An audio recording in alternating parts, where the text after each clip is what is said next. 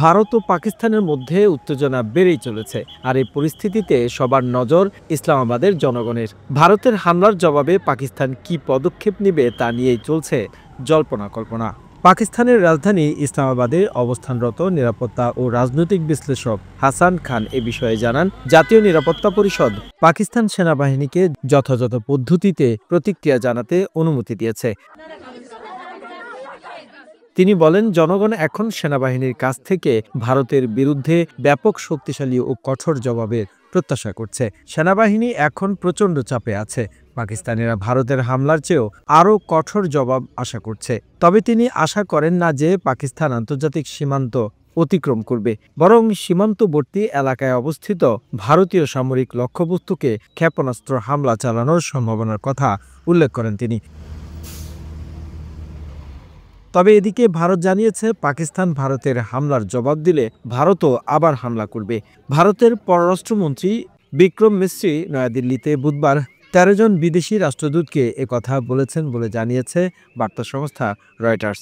এ বিষয়ে ওয়াশিংটন ভিত্তিক দক্ষিণ এশিয়া বিষয়ক বিশ্লেষক ও লেখক মাইকেল কুগেলম্যান রয়টার্সকে বলেন, ভারতের এবারের হামলা ২০১৯ সালের তুলনায় ব্যাপক।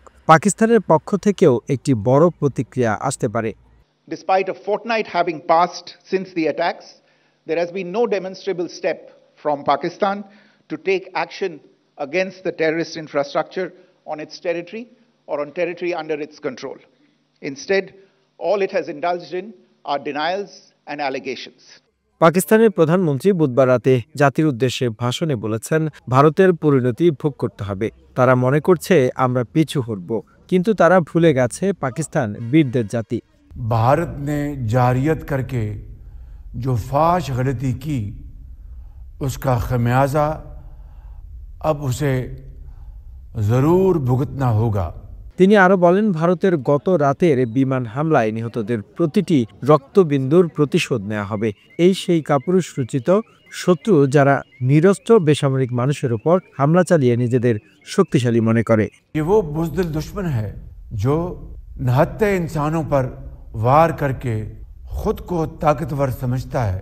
लेकिन the news Bangladesh desk report. साबित कर दिया कि अल्लाह ताला के फजल व करम से पाकिस्तान अपने दिफा में मुंह तोड़ जवाब देना जानता है।